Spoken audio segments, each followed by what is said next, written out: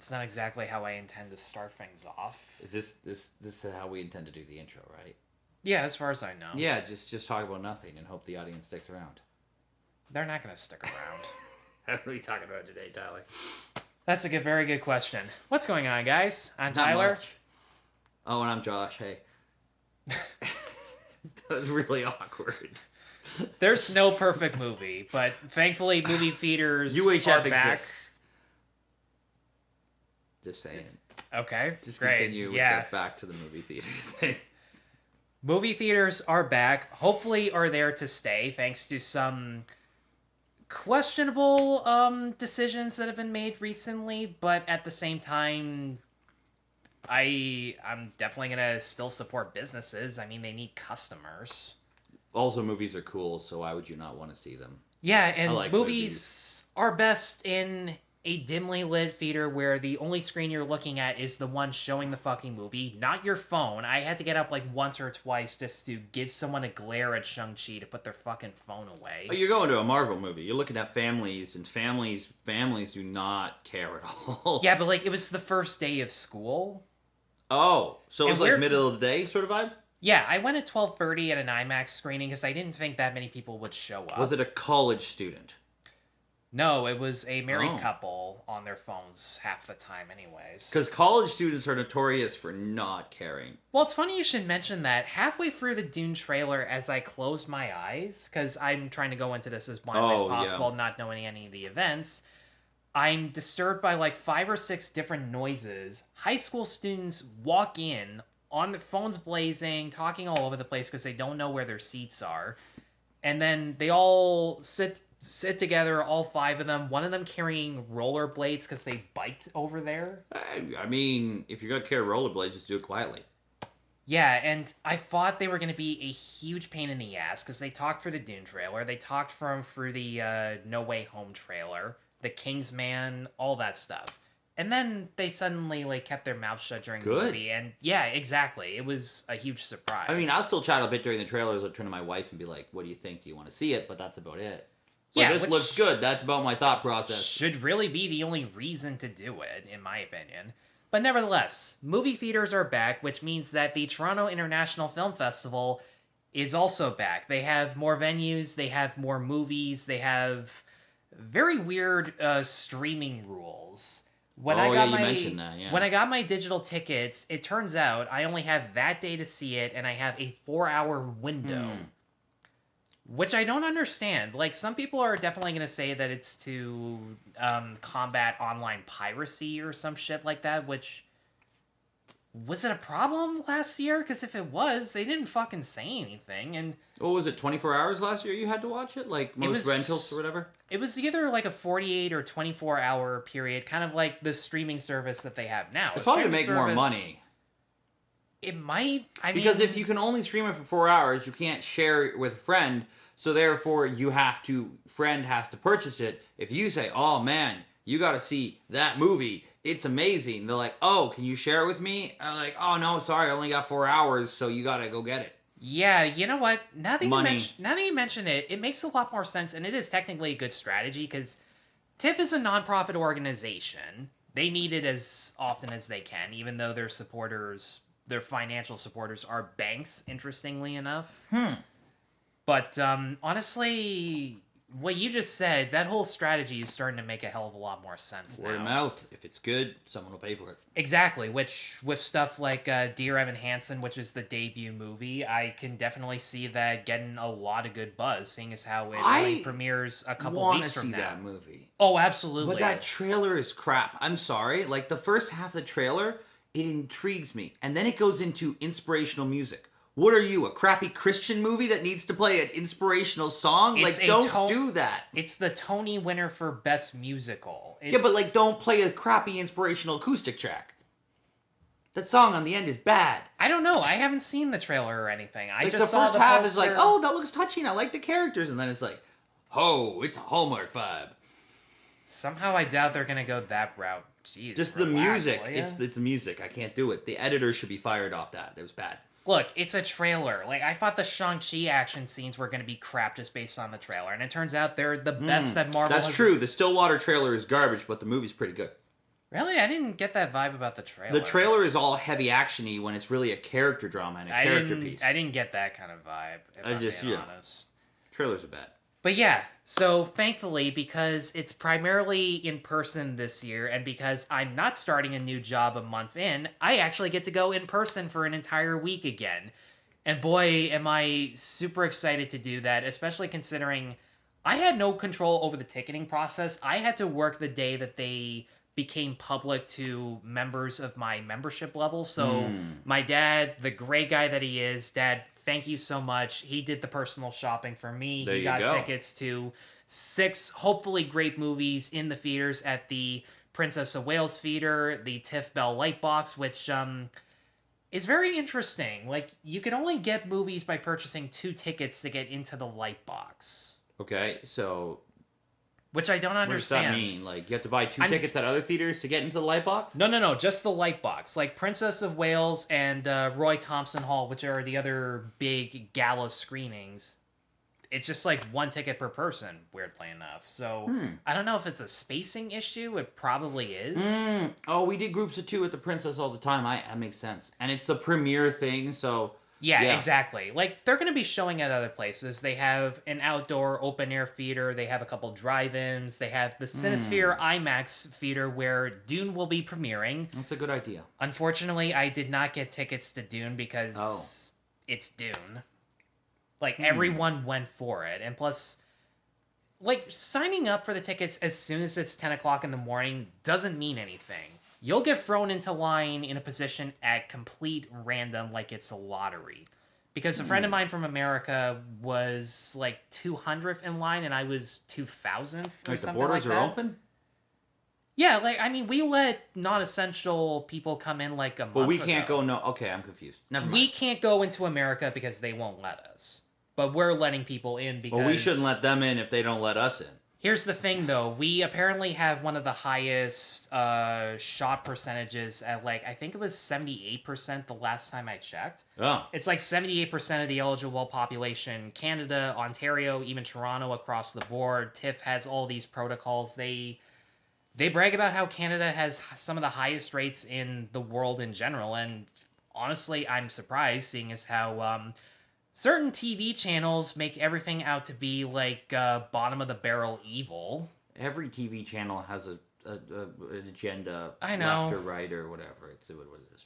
Well, I have yet to see a Canadian TV channel on the right, and I'm not saying I want one because they're fucking nuts too. But we're dead cent. We're not left or right just to make it abundantly. To see what happens. Like, can we have a central party? Centrist party, please. I don't know what that means, but like. Just seriously, like the closest we've got is the People's Party, and they kind of go back and forth. Like, a lot of people fucking hate the People's Party because they have this alt-right reputation. I've read their I've read their platform. They're not alt-right. If they were alt-right, there's some shit that wouldn't even be in there. I mean, everyone can say, oh, well, they'd say anything to get a vote. Not if it would cost them voters. Because, like, Aaron O'Toole saying that he would march in the gay pride parade, just saying that.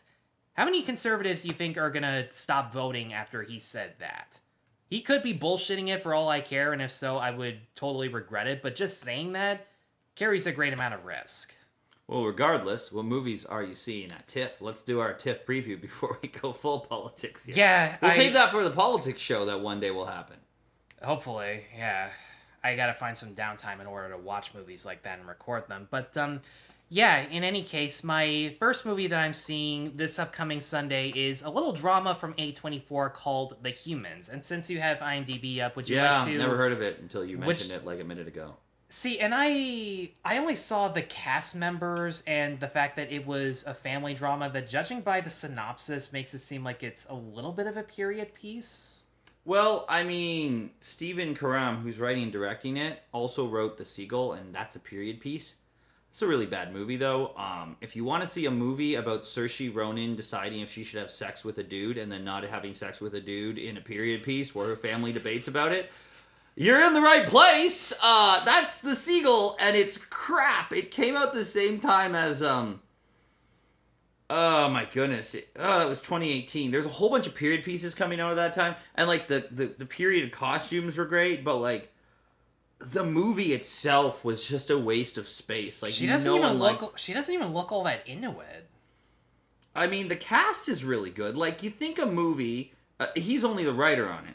Right. You think a movie with Annette Bening, Billy Howell, Saoirse Ronan, the True Detective killer was in this? Like, wow. All these people, Elizabeth Moss, would be more interesting. But, like, if I want to watch a movie about chastity belts, Robin Hood Men in Tights exists. Yes, and it's funny. So I'm a bit worried on the writing side. I can't speak the directing side. Well, the good news is it's based off of a play, so technically this isn't an original story of his. My question is, why is Amy Schumer in this movie? I can only imagine she wants to go the Melissa McCarthy route of trying to take more smaller, dramatic roles, and she's done that before. There's a war movie called Thank You for Your Service that has Miles Teller in it about soldiers coming home and experiencing post-traumatic stress, and allegedly it was a little pro-war and pro-right, even though left-wing actors like Miles Teller and fucking Amy Schumer are in it. What is Miles Teller doing these days? I haven't heard of anything since Whiplash. That's actually a good question. And, you know, I missed the chance to go see Thank You for Your Service. I went and saw Suburbicon, which was also a piece of crap anyways. But, yeah, this isn't a change of pace for Amy Schumer. This is just a lot more publicized. And look, I don't like her. I don't find her funny. And yes, she absolutely is a joke thief. But I would like to be proven wrong and say that she has more talent than people give her credit for. And I'm hoping that this would be a prime example. But needless to say, she's obviously not going to measure up in the same way as people like Stephen Ewan or Richard Jenkins, or even Beanie Feldstein, because I had no idea that she was even in this. And you also have Jane Hootie-Shell, who was actually one of the original cast members of the play when it hit in New York. I like that. So she has some experience. She definitely has faith in the source material. And like all good family dramas, it's not necessarily the fact that it's a dysfunctional family learning to come together. It wouldn't mean anything if the conflicts were genuine, could be resolved, and if the performances were incredibly committed and top-notch. And the fact that this is A24 gives me a lot more hope that on a technical level and from a writing perspective, this could be really something special. I hope it is, because what I get the vibe of is if Beale Street could talk, where the family's all gathered together and something's got to reach a point, but like Beale Street could talk was not that great. No. It was just like, well, we're going to argue about that for a little bit. Cool. Now we're all friends again and we had that conversation. Oh, look, I'm Barry Jenkins. I should just go make Moonlight 2. Like, Moonlight was fantastic. Minus plot issues and the pacing. Yeah, those really took away from me. Like, I hope, and then if they're inside a duplex, I just wonder how they're going to shoot a one-room drama. That's my other question.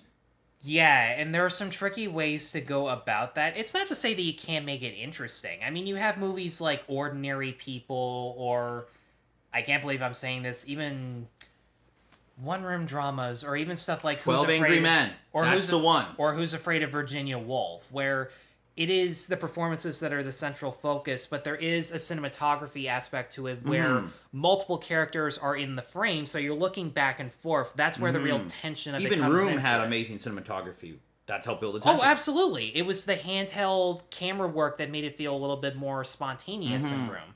So you can definitely, from a visual standpoint, make this interesting in how simplistic it is. And that's the general gist of it for me personally. I really hope it's good. Me too. Because looking at, I just don't have hopes for it. No, that's totally fair. After I see The Humans, I'm going back to my guest house and digitally watching The Guilty, which is a remake of a Danish contained one-room thriller as well, or at least I think it's a one-room thriller. Oh, I like the cast already on this. About a 911 dispatcher played by Jake Gyllenhaal, who has a very shady history as a police officer. This one's gonna be good. And he's put on desk duty as he's awaiting trial for some misdeeds that no doubt will be connected to real-life events, but he receives a very mysterious call, and he can definitely tell that there are clues indicating that someone has been kidnapped, but because of his history and because there isn't really enough to follow through with an investigation, people think that he's making this shit up. And there's obviously going to be some stuff about redemption and remorse and about how your past sins follow you regardless of whether you still live by them or not. And I like the fact that Antoine Fuqua, who is more known for stuff like Training Day or the Magnificent... Equalizer, The one Equalizer. of the best action movies of the 2010s. Thank you.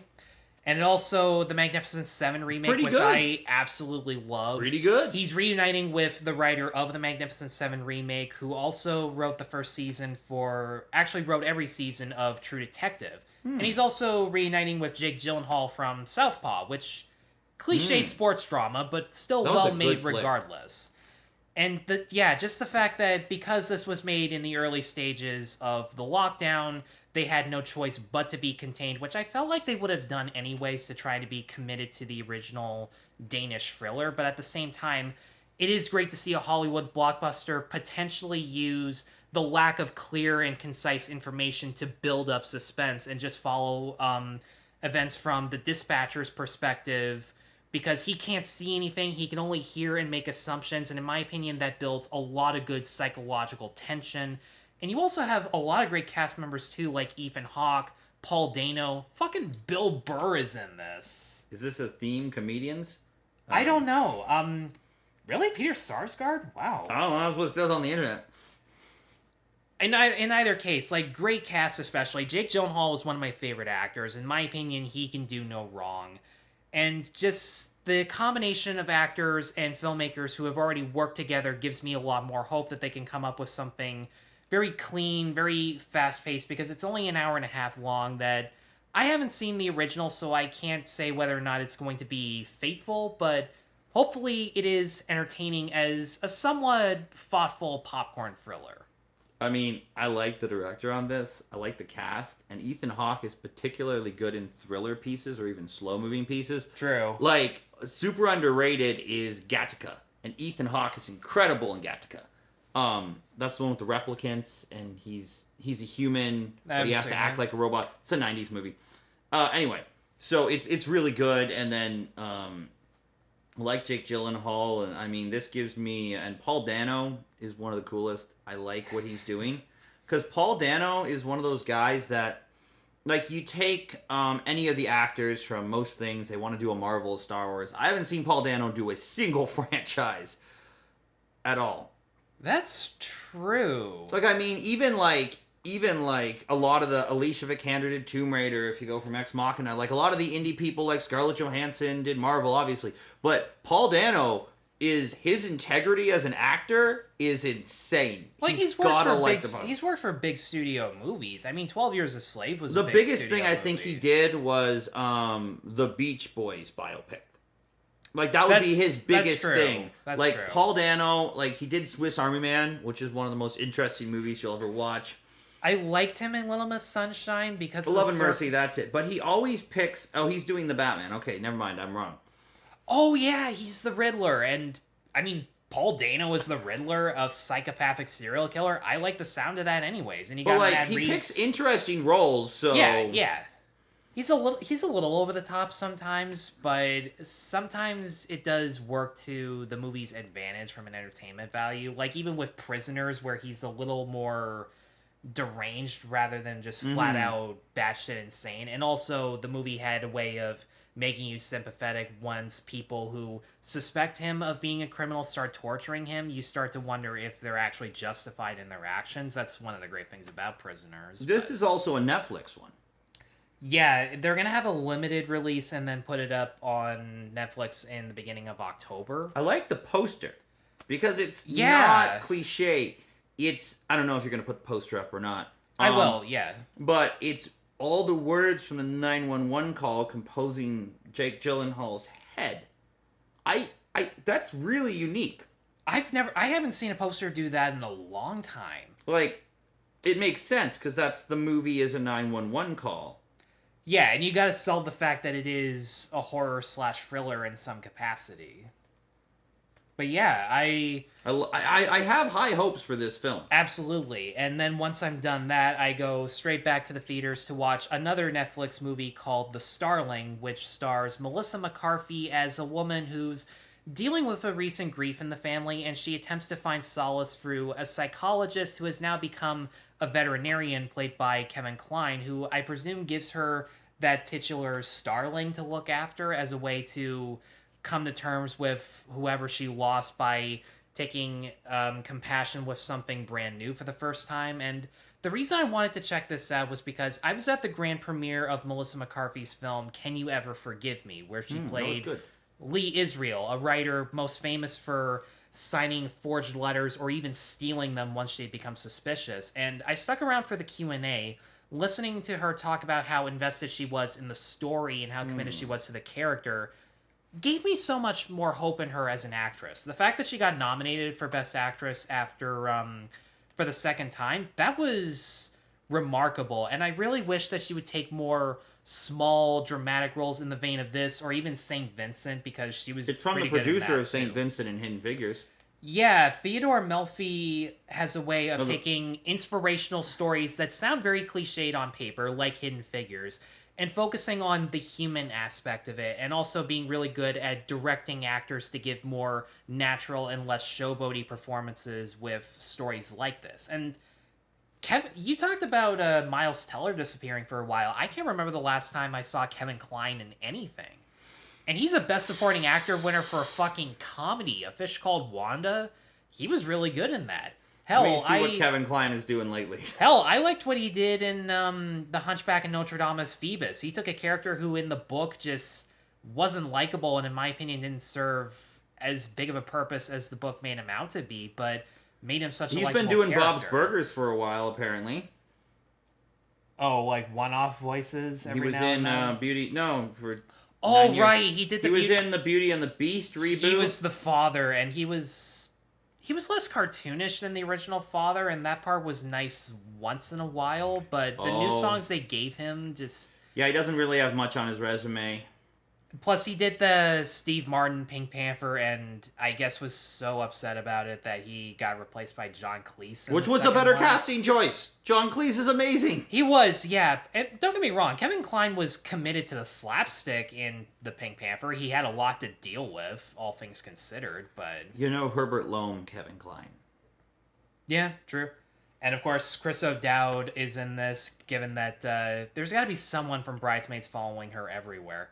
Oh, Daveed Diggs. That's nice. Was he in Bridesmaids? Yeah, Chris O'Dowd was the Irish cop that Kristen Wiig falls for. And he was good in that, too. I'm not sure how cliched the story is going to be in particular, because as I mentioned, Theodore Melfi doesn't exactly he doesn't tell unpredictable stories, but at the same time, he's good at making them feel so heartfelt. And I do like stories that focus on how dealing with grief is inevitable in life, no matter how big or small it may be, and just how the easiest and hardest way simultaneously to deal with it is by letting others into your life. The guy from Hamilton in it. Yeah, Daveed Diggs. Yeah, I like that. Why are they advertising Soul? He was only in that for like 5 seconds. And they give him credit in the cast. Meanwhile, but yeah. Oh yeah, like Timothy Olyphant. When was the last time we saw him in it? My brain is like, I know that name, but I can't, like, what did he do? He was the bad guy in Live Free or Die Hard. Oh, he was in Justified. And he was the Justified guy. He was the Deadwood guy. A little over the top as an actor, but I didn't watch that season of Fargo, but... I mean, my brain is thinking, this looks like a cute movie that people can go in and enjoy and have a good time. And it's not directed by her husband! Thank goodness! And judging by what we saw in the cast members, she didn't have to blackmail someone to get him in as a minor character. Because even in Can You Ever Forgive Me, Ben Falcone was in it for a few seconds, and I just sat there and I'm like, are you fucking kidding me? No, he needs to go away. Yes. And figure out how to make a movie and then come back. The bridesmaid scene was not funny because of him. It was funny because of her. Like, Melissa McCarthy's really good when her husband's not directing her. That is how this works. When her husband's not involved, period. I mean... You remember that bit from Spy where she's, like, waiting to shoot somebody on the motorcycle, and then he just walks in for 5 seconds and then leaves? Like, that was No, I single-handedly the worst part of the movie. I don't know why Ben Falcone has to do things. Like, stop shoving them down our throats. We don't want Christian Slater, we don't want Ben Falcone, and we don't want Timothy Chalamet. There's What's certain... wrong with Christian Slater? In the early 2000s, like, everything had to have Christian Slater in it. Like, Really? every movie had Christian Slater, and they're like, Hollywood's like, you want Christian Slater. I'm like, we don't. We really don't. Just like now, there's so many Timothy Chalamet performances. We're good. Just let us be for a bit. Like, chill. It's okay. Okay, that's fair. You know, or like, you know, some people probably felt the same way about Arnold Schwarzenegger or Sylvester Stallone in the 80s, you know, because they're like, they're in everything, you know? They want different blood. That's fair. I mean, I like birds. I had a bird growing up. I had a bunch of birds. So did I, yeah. My first bird was named Chirp, and it used to eat noodles off my head. And then it died. That's, you know, that's a sad story there, but it lived a very long time.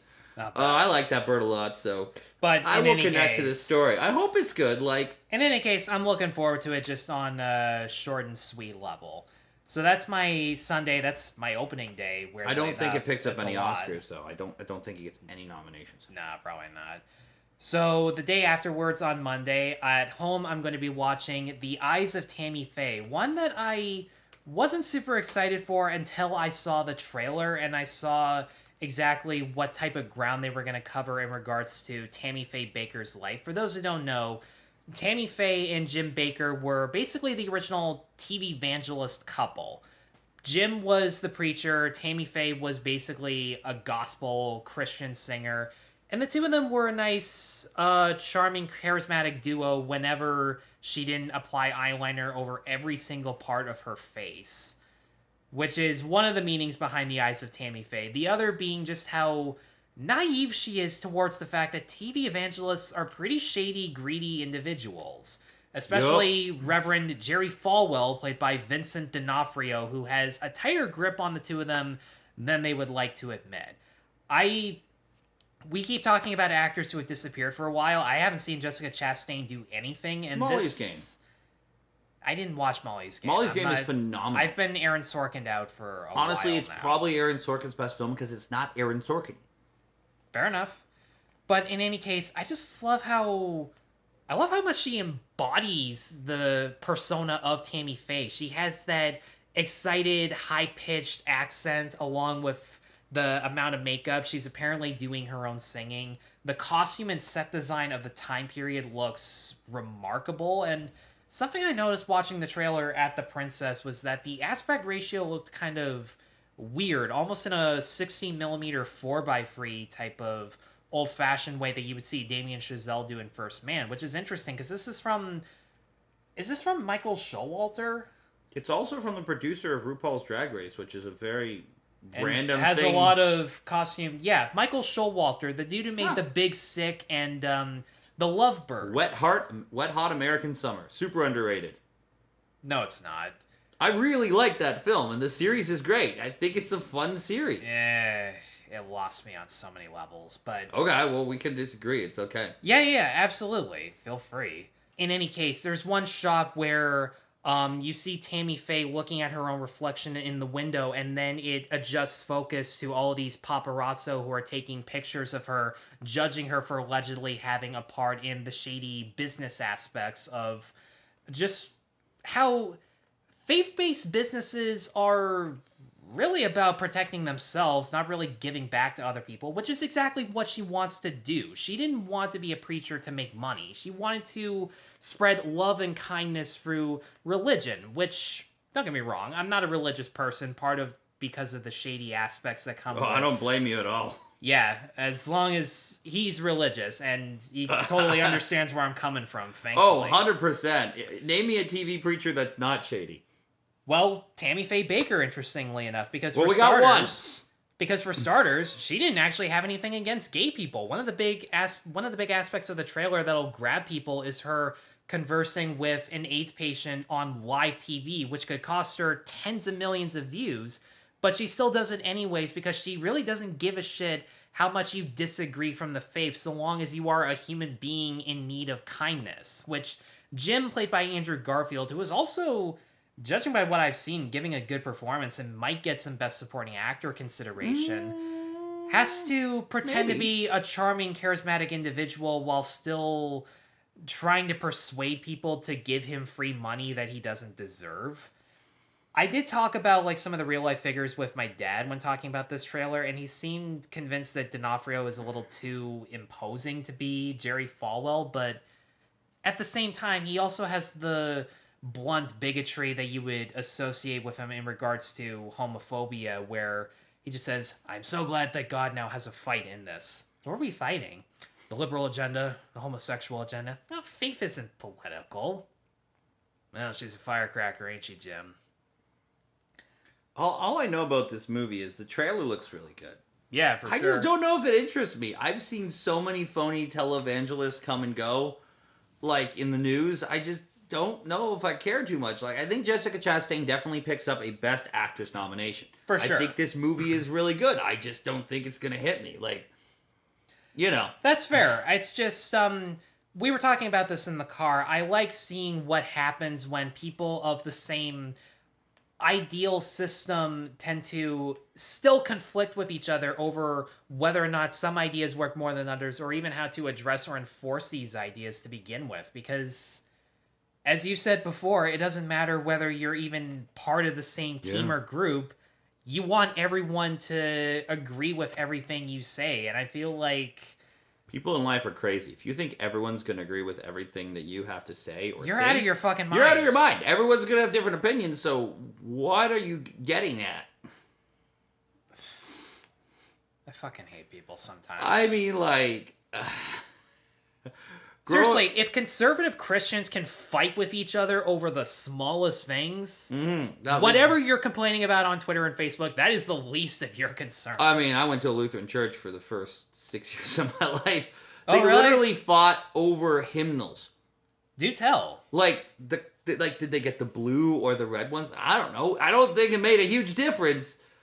You know, literally they had a 6-hour meeting that ended in a shouting match because they're like, the hymnals matter. They did the same thing over plates. When they wanted to replace the pews with chairs, people thought that God might be offended because we weren't sitting on chunks of wood. What the heck? Don't you have better things to worry about?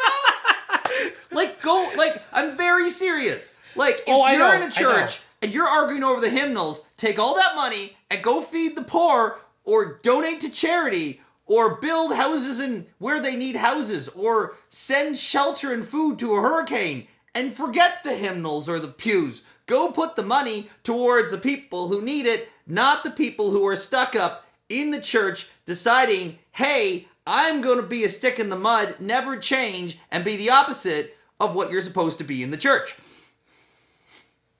It's like that. It's like that Key and Peele sketch where they're praying to God, and he goes, "I have come to answer your prayers. I want you to sell everything you own and immediately begin service to the poor."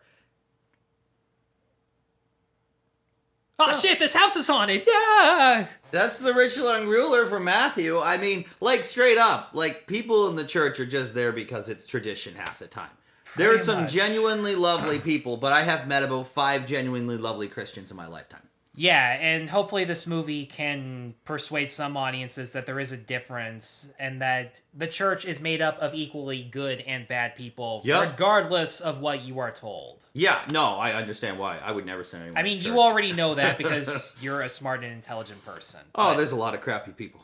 But that's the same in anywhere. It could be in the astronaut organization. It could be in the Illuminati over here. It could be in the liberals. It could be in the people who do laundry down the street. There's kind of good people everywhere. People don't, People put higher judgments on certain areas, so. Yep. But I mean, I just remember the Mark Lowry parody. One of the biggest influences of my really bad TV. It's stupid. It's dumb. Yeah. There's this really cheesy comedy video from 1996. It's called Remotely Controlled. Mark Lowry, he's a comedian. He tells jokes. Anyway, so he does this bit, and I'll just pull up a YouTube clip and not play any audio.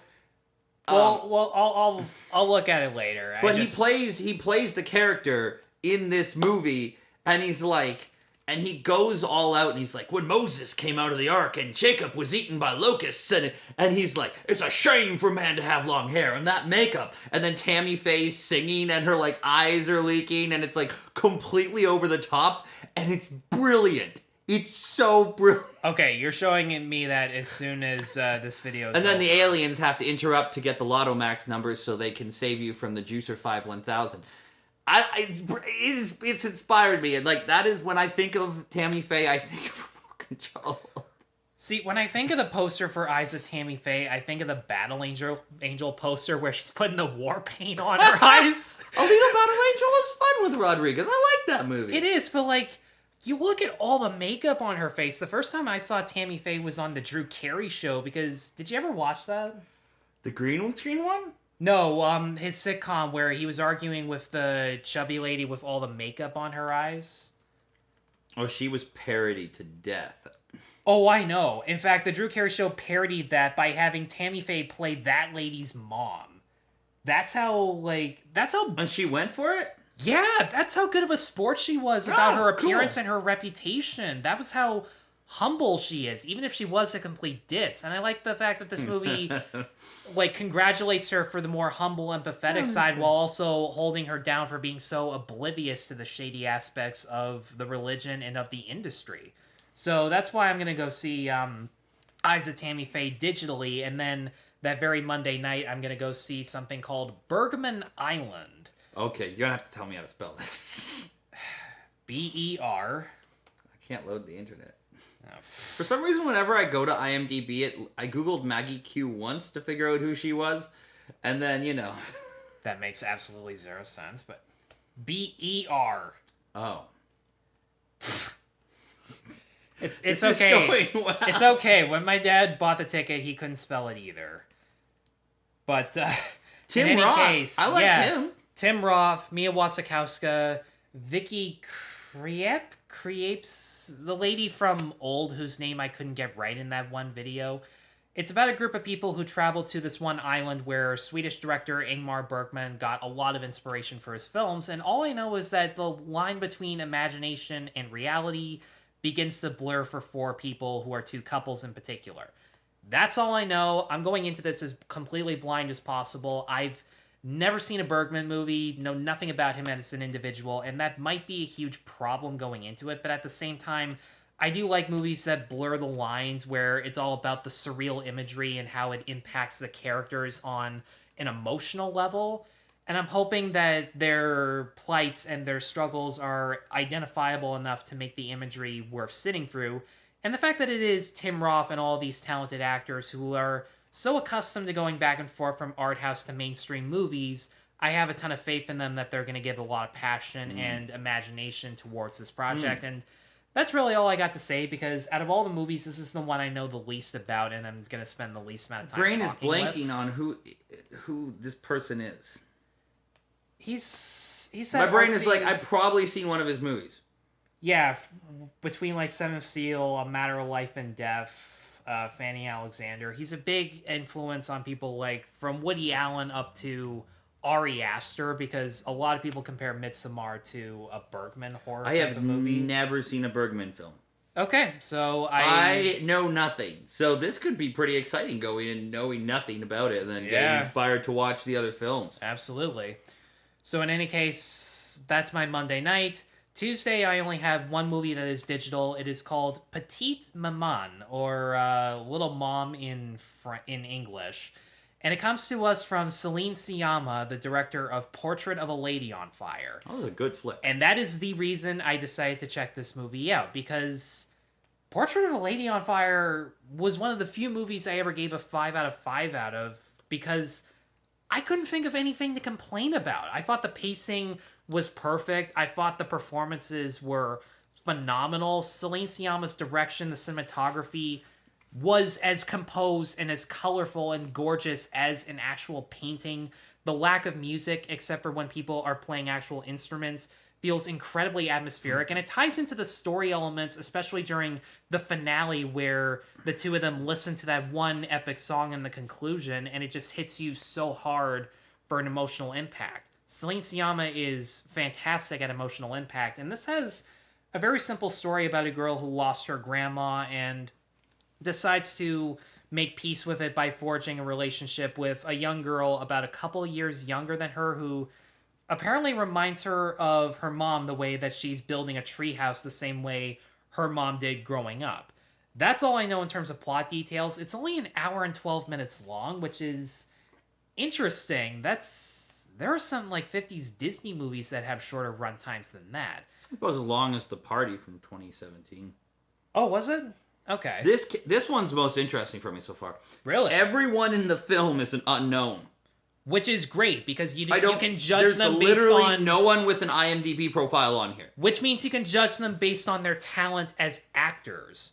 I don't know if Siama's done work with young kids before. She's done work with teenagers with that one movie, Girlhood, the French movie that had Rihanna's Diamonds being lip sunk into it because she actually wrote personally to Rihanna asking for permission, and Rihanna actually said yes of all things, which that part was pretty cool. From the writer-director of My Life as a Zucchini. Oh, she wrote that? Wow. I mean, this one I literally know nothing about, but I really want to see now.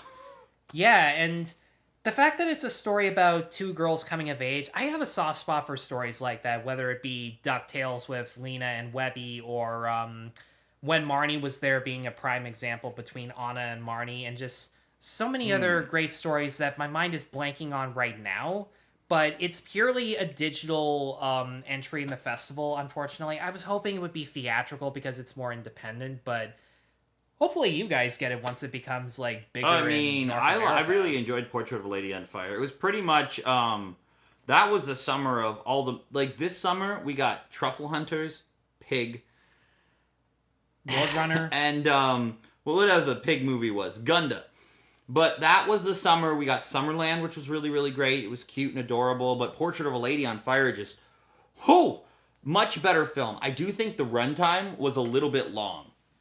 We also had Ammonite at around that same time too. So again, similar subject matter, all really well done in their own right. But I just think that Portrait of a Lady on Fire was a tad bit long, and If I were to rewatch it, I'd probably feel the same way. I think that an hour and 12 minutes might be a bit too short. I think you could find an hour and 40-minute runtime and make it happy in the middle. But again, haven't seen the film, so the pacing might be just right. It might be.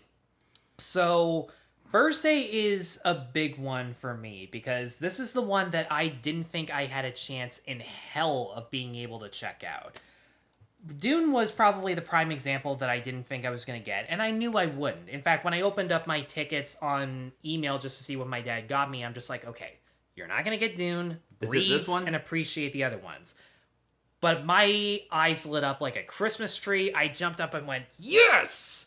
When I got Edgar Wright's Last Night in Soho. I cannot believe I'm going to be able to check this one out because I am super excited to see Edgar Wright do a serious horror movie. Not like a zombie comedy with some slapstick mixed in with some actual tension, but a full-fledged psychological horror in the vein of Rosemary's Baby or Don't Look Now, which he is listed as prime examples of inspiration for this story. And he's also incorporating some stuff that you wouldn't even associate with psychological horror, like time travel, because all I know is that there's a fashion designer living in present-day London who has the ability to go back into the 60s and possess the body of this one woman played by Anya Taylor-Joy and forge a romance with this musician played by Matt Smith. Yeah, That's all I know. I like the cat. That's all I want to know. I've seen pictures that have this gloomy neon presence that still looks very bright, vibrant, and colorful in the same way that 70s and 80s horror movies were bleak, but they were still gorgeous to look at regardless. And Edgar Wright is so well known for being fast-paced and comedic, but given the runtime and the serious subject matter, I'm curious to see how he can handle a much more slower, drawn-out, and built-up stake and tension in regards to the story. I know he's going to nail the production design because his detailed production and costume design has always been prevalent in all of his stuff, especially in Baby Driver, where costume design was as essential to telling the story as much as the music. And of course, you've got great talented actors like Anya Taylor-Joy, Thomasin McKenzie, Matt Smith, Terrence Stamp, Diana Rigg in her last movie Best ever. Bond girl. Really? Diana Rigg? If you haven't seen On Her Majesty's Secret Service, it's the only girl that Bond marries, and then she tragically dies, and they play We Have All the Time in the World by Louis Armstrong, and she's brilliant as this role of a mobster's daughter. And it's like she has this sort of willy-nilly lifestyle, and she falls for Bond, and it's very honest and very cute, and it's just possibly the most logical Bond girl ever, and not just, oh, look, it's an adventure, we need to drag a woman along. It's like she's there for a reason. Yeah. But in any case, like, the battle between wits as the host of the body and the person who actually owns the body are battling over who has full control over the relationship and over the actual power, which is amplified by just how many images you see of broken glass and mirrors in order to visually reflect that. Just goes to show how stylish Wright has remained as a filmmaker. I love the new direction that he is taking this in. It gives me Source Code vibes. Really? Source Code, you seen it? Yeah, that's... Love that movie. Okay. But the concept is he goes back to another set of period of time when he's in the current day, even though he's really basically dead. And yeah, oh, right. Well, yeah. Yeah, it gives me vibes. Okay, that I can kind of see, but this is more story-based as opposed to action-based, and it's definitely going to take more of its time to flesh out the this characters. outfit right here is an outfit from On Her Majesty's Secret Service. It's probably an homage to Diana Rigg, then. So, I don't know if I'm going to be crazy into this, but it's going to be really good. I'm just excited that I get to check this out a month early. That part is so insane.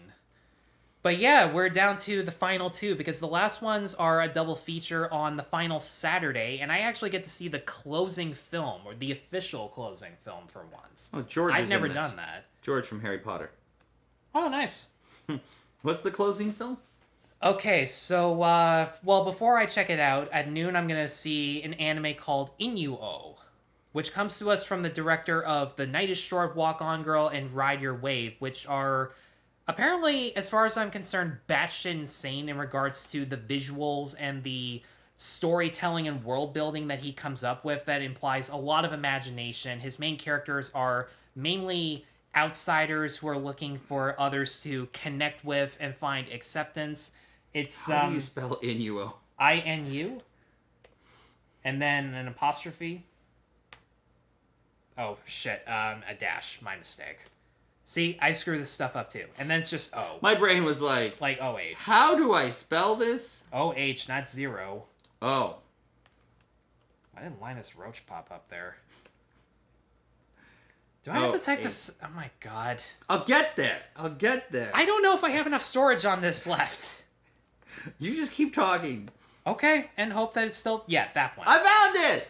That one. It is about a dancer who has very allegedly deformed but out of the ordinary limbs that are very loose and scrawny, who connects with a blind musician. They both live in feudal Japan. They're ostracized by everyone because of their appearances, but they come together in order to discover what they have in common. One person can play music, the other one can dance to it, hopefully reach out to people, show their potential. A nice little ugly duckling story that is definitely going to be amplified by a lot of surreal visuals. He also made a movie called Mind Game, which should really sum up just how fucking absurd he is as an animator and as a storyteller. But what amazes me is that, unlike a lot of anime directors, he actually trusts audience members to get the subtleties to be able to read between the lines. And this is a very openly straightforward story about what it means to be considered an outsider for the smallest amount of differences, mainly physical, and how people can perceive you negatively either way.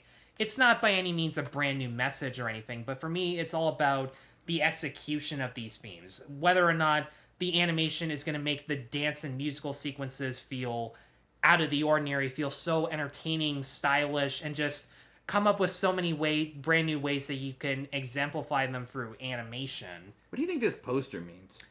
I'm not entirely sure what it means, but honestly, something? I don't want to know, to be completely honest. What is that? Is my question. That might actually be Inu-Oh himself. I'm not 100% sure.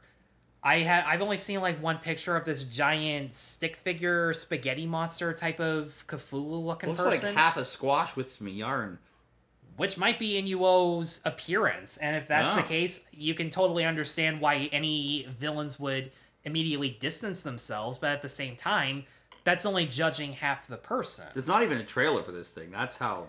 No, from what I understand, it comes out next year through G Kids, which no shocker that G Kids would distribute this because they're awesome that way. Yeah, they would pick it up. But yeah, just another minor instance of something that I don't know about, but based on the very few details, I think it'll be something special. And plus, I want to support more animated movies from film festivals, more 2D animation in particular, because Is it you hand can drawn or is it? It is. Okay, Yeah, they're 'cause probably I gonna can't mix. tell. I only got this poster. They're probably gonna mix in some CGI in the background or during some of the musical sequences, because probably to do some of those Tarzan like camera moves that go from one location to another in one swift shot. At least I'm hoping that's what it is. I haven't seen this guy's movies, so I don't know how specific he is. All I know is that he's apparently a very subtle filmmaker in regards to the messages that he's about to portray, some of the world building details, but he's also in your face about how surreal and out of the ordinary it is in a way that only animation could do.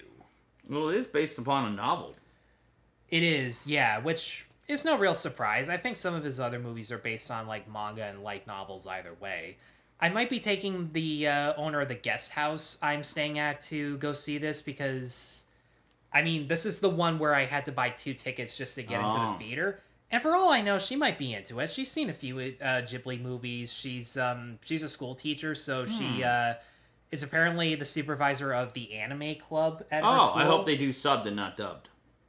It's probably going to be subbed. Like if it's this early into it better be subbed. If it's this early into distribution, they're not going to have a dub. Like the other animated movies I saw last time, they were all subbed. They were still shit, but it didn't make any difference. But in any case, the last one, the closing movie, is from Zhang Yimou, the director of Hero, House of Flying Daggers, and last time's Shadow, which is an excellent spy thriller martial arts film. But he directed a movie in between called 1 Second about a man who escapes from this labor camp, I believe, in an attempt to find his missing daughter, and in the process forges a relationship with another stranger who I guess is a movie theater projectionist based on all of the posters and advertising where it's the main character and his new best friend along with some celluloid that they're projecting. The only thing I know is that this movie came under a lot of scrutiny from the Chinese government, and they may or may not have censored it under some circumstances. I love this poster. Yeah, the posters look absolutely phenomenal. And one thing that I appreciate about TIFF is that they like to distribute movies that have often been banned or censored in some capacity based on the opinions that they carry, especially if those countries that they come from are under a lot of scrutiny and authoritarian rule. One of the best movies I've seen all year is an Iran film called There Is No Evil about capital punishment that was made in secret and the print was smuggled out of the country. And the director got arrested, got sentenced to like a year or 2 in prison. He's banned from making 3 movies because allegedly what he's making is propaganda. Just by telling stories about how the death penalty is a bad thing under any circumstances. Because what I didn't realize is that in Iran, if you don't serve 2 years of military service, which includes executing at least one person yourself, you don't get a driver's license, you don't get a passport to get the fuck out of the country. There's a lot of shit you're not entitled to unless you're forced to fucking kill someone. It's fucking pathetic.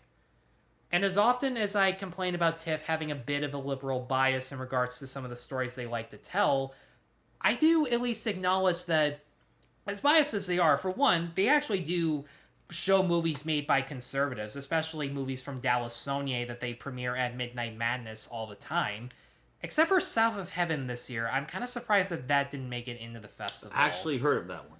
Yeah, it comes out in October, and I'm really looking forward to it. But in any case, at least TIFF has its priorities straight. At least it can actually demonstrate that they can respect someone else's differing opinion, especially through the broader range of stories from filmmakers who are either First Nation, LGBTQ, among many other different minorities. At least they do a lot of good for those filmmakers.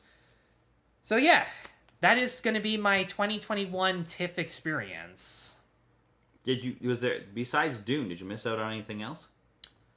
No, I don't think so. I mean, honestly, if I went to see one movie and one movie only at the festival and it happened to be that one, I would have been fucking sad. Because, I mean, an IMAX premiere at like 1,000-seat IMAX theater. Just imagine how awesome that would be. And I don't think I've ever been to the Cinesphere. The only time I was in a theater designed to be IMAX and IMAX only was at the Ontario Science Museum, where they played the Mission Space documentary. Oh, yeah, that's in Niagara, right? Yeah. And they play, like, the shark things, and they play a lot of things. All of those IMAX... That's a cool place. All those IMAX science documentaries that look just amazing. Mainly because they are shot on IMAX cameras, obviously. So, is there any film you think that should have made TIFF that didn't? South of Heaven being one of those, just because as a Midnight Madness, that would have been probably decent. And plus, getting to see Jason Sudeikis get his hands dirty in a crime thriller, along with people like Evangeline Lilly, Mike Coulter from Luke Cage, Shea Wiggum from Perry Mason, like, he's making a big stepping point, kind of like what Amy Schumer's doing with The Humans, or Melissa McCarthy with The Starling, keeping things going forward. I mean, I was hoping to see Annette there, because it just seemed so artsy when we played it. I think because it already got released that it didn't qualify. Like, because I feel like guess. it should have gone to TIFF. It was a TIFF movie. It was very... It could have, but unique. also, like, French Dispatch is original, but that premiered at Cannes as opposed to Venice or anything else. I really wanted Many Saints in Newark to be a TIFF selection, because it does technically deal with race relations, this rivalry between Italian-American and African-American gangs. Leslie Odom Jr. is one of the villains. Which should sound out of the ordinary, but weirdly enough, Lin-Manuel Miranda, before he got famous, actually did a 5-second cameo in a Sopranos episode. Yeah. Nothing major or anything, but like him, Lady Gaga, a lot of people were like background actors on that show. It's insane. But at the same time, because it's the Sopranos, because these are Italian mobsters who are very set in their ways and conservative, that might have been an issue. And plus, there's that whole debate over whether or not The Sopranos would have been a show today, given the circumstances. But when you look at how many people still love the show, or younger people like ourselves who are just getting into and loving the show. I haven't watched it. You know what I mean? I'm going to watch it eventually. You know what I mean? Yeah. It's still the writing, it's still the performances, it's still the style, it's still the soundtrack, all this stuff that, given the trailers that I've listened to, again, I haven't watched them, I've only seen pictures, but the pictures really sell me because they got actors who look and hopefully sound like the parts. Gandolfini's son really does look like Tony. It's fucking weird. The guy they got to play Syl even has the slick back hair, the suit and tie, and that very disgruntled pimp look to him that completely sold me on that. It even sold me on Paulie, because I can't imagine anyone other than Tony Sirico playing Paulie. But again, I feel like there are some insider politics that got it not into film festivals. But in any case, because it's a Warner Brothers release like Dune, they're not delaying it. It'll be in theaters. And based on the fact that Shang-Chi is starting to make a quick buck, Fast 9, Quiet Place, Free Guy, even Black Widow to a certain extent. I did not see Black Widow. It did not interest me. Is it any good? Not really, in my opinion. It really was too little too late. But in I any feel like case, it could have come between the Avengers and like... But in any case, in my opinion, for all the movies that got delayed because of the Delta, movies that, let's face it, nobody asked for anyways, Clifford! I'm glad it got delayed. It did absolutely nothing Oh for my me. goodness, Clifford's gonna bomb. Yeah. So hard. Yeah. Good luck with that Barney remake, Daniel Kaluuya. You're gonna need it. Why would you do that? You know what I have to say to Daniel Kaluuya? Get out. In any case, guys, thank you so much for sticking through this entire hour just to listen to our ramblings about these movies. Thank you so much for joining me on this video. I'm here, Googling information. Hopefully when this is only in person next year, which I'm hoping it will be, you and I can finally work something out. One with of these this. days. I just wish that No Time to Die would actually come out. Don't worry. Don't worry. Like, things are starting to get better. Don't worry. One day, I just want to see this movie. I haven't seen a single trailer yet. It's really hard to avoid spoilers. Which is a shame. The trailer makes me smile every single fucking time, and it actually doesn't spoil anything. I haven't watched a James Bond trailer since Casino Royale. We're super excited. We're glad movie theaters are back. We're glad we're glad that now that it's blockbuster season, people are getting their asses into the seats as often as possible. The capacity is a lot larger. The precautions are still there. You do not have to limit who the customers are and aren't. Well, we'll see. Not to mention, customers who are and aren't can still catch it, spread it, and die. Seriously, Well, these we're laws, gonna see. These laws are fucking stupid. There's this thing and called pointless. the Ontario passport thing they got to deal with. So like, I don't know how that's gonna work yet. We just don't have any information on. We have to like, we probably have to screen everybody. I don't know yet. There's no information available, but like, that's gonna be a thing. Hey guys, can I come in? Can you catch it? Yeah. Can you spread it? Yeah. Can you die from it? Yeah. Do you have a card that says you got shot? Yeah. Well, come on in. Okay. Maybe don't let Americans into our country. We'll stop the spread of COVID. Well, we're not letting them in unless they're proven to be clean. That's the rule behind it.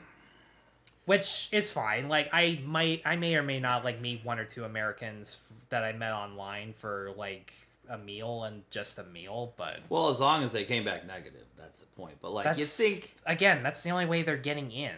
You think they would have, like, stricter rules. But whatever. I don't know. In any case, we're doing guys... a show. If you are going to see TIFF, let us know in the comments below what movies you're seeing or what you're looking forward to. Just let us know how you feel about these movies in general. Feel free to check out Josh's channel in the description below. Be sure to stay tuned for more reviews. Be sure to like and subscribe. And once again, check out Sharp Edge Cinematics. Yeah, I was looking forward to Clifford. No, you weren't. Seriously, Clifford, Barney... The Tom and Jerry guys gonna ruin Corduroy as once this is all over. I'm kidding. Anyway, thanks for coming, guys. Is this a PBS shared universe or something? Like, what's next? Marvin the tap dancing horse? A what? Yeah, that was a real cartoon. You should watch Portrait of a Lady on Fire if you haven't. That's what I'm saying. That's my last thought. Say goodbye, Tyler. Bye. Don't tell me what to do on my own fucking channel. Dick.